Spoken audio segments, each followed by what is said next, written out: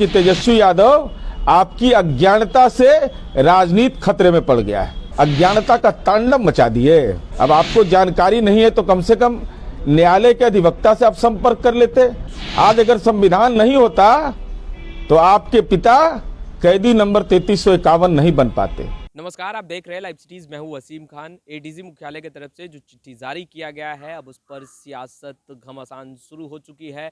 Neeraj Kumar JDU के कद्दावर नेता एमएलसी, उन्होंने कहा है कि इस चिट्ठी पर राजनीतिकरण हो रहा है। तेजस्वी यादव डेमोक्रेसी की बात कर रहे हैं, वहीं साथ ही साथ विपक्षी खेमा पर भी निशाना साध रहे हैं, तमाम विपक्षी दलों पर निशाना साध रहे हैं। नीरज कुमार क्या कुछ कह रहे हैं, जरा आप वो सुनिए। विपक्ष के नेता माननीय तेजस्वी यादव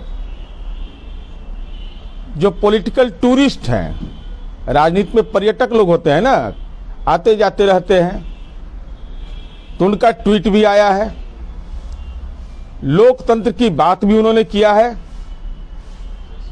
हम उम्मीद करते थे कि माननीय तेजस्वी यादव जी दिल्ली में हैं, जमानत उमानत लेने का आदत लगा हुआ है, पटियाला कोर्ट भी जाते रहते हैं, तो कम से कम कानूनी सलाह ले लेते।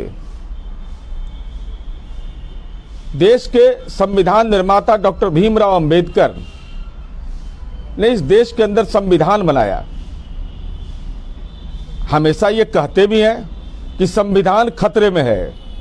मुझे तो लगता है कि तेजस्वी यादव आपकी अज्ञानता से राजनीति खतरे में पड़ गया है।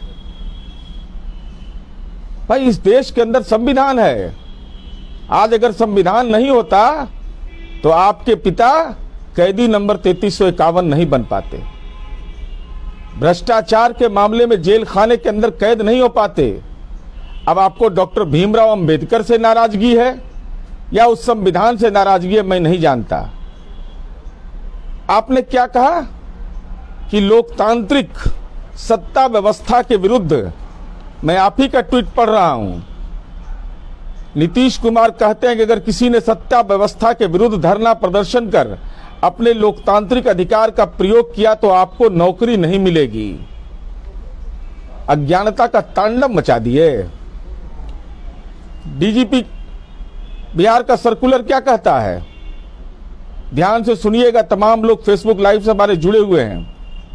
यदि कोई व्यक्ति किसी विधि व्यवस्था की स्थिति, विरोध प्रदर्शन, सड़क जाम इत्यादि मामलों में संलिप्त होकर आपराधिक कृत्य में, क्रिमिनल एक्ट में कोई अगर आगजनी करेगा, तोड़ फोड़ करेगा, आम लोगों को परेशानी होगी, तो इस कार्य के लिए पुलिस को आरोप पत्रित किया जाता है। पुलिस द्वारा, पुलिस जांच करती है। ऐसा नहीं है कि किसी व्यक्ति का नाम कोई दे देगा और उसके आधार पर उस पर कार्रवाई हो जाएगी।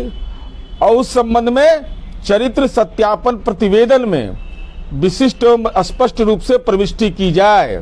कैरेक्टर सर्टिफिकेट के लिए अब आपको जानकारी नहीं है तो कम से कम न्यायालय के अधिवक्ता से आप संपर्क कर लेते। आपको जानकारी है, आप विपक्ष के नेता हैं। अगर माननीय उच्च न्यायालय में कोई अपनी जमानत के लिए कोई याचिका दाखिल करता है तो लिखना पड़ता है एफिडेविट में कि उस पर कोई आपराधिक मामला पहले से नहीं है। अगर एफिडेविट गलत पाया जाता है तो कानूनी कार्रवाई होती है। तो हम ये कहना चाहते हैं कि कम से कम आपको इन तथ्यों को देखना चाहिए था। आपने क्या कह दिया कि ये जो कानून का उल्लंघन है। मैं आपको पढ़ के सुनाना चाहता हूं। भारतीय संविधान पढ़े हैं ना, नहीं तो पढ़ लीजिएगा। भारतीय संविधान की धारा 19(1)(b) यह कहता है कि हरेक नागरिक को, देश के हरेक नागरिक को शांतिपूर्वक आंदोलन धरना करने का अधिकार है, लेकिन वो प्रतिबंधित भी कुछ एक मामले में है। यह कहा। तो आपने सुन लिया, नीरज कुमार एक तरफ तेजस्वी यादव को सवालों से घेर रहे थे, वहीं ये कहते नजर आ रहे थे कि एडीजी मुख्यालय की तरफ से जो चिट्ठी जारी किया गया है उस पर राजनीतिकरण हो रहा है। खैर, लाइव सिटीज़ के साथ बने रहें, हम तमाम लेटेस्ट तस्वीरें लगातार अपडेट करते रहेंगे। तो आपने हमारे चैनल को सब्सक्राइब नहीं किया है तो तुरंत सब्सक्राइब कर लें। आपका बहुत बहुत शुक्रिया।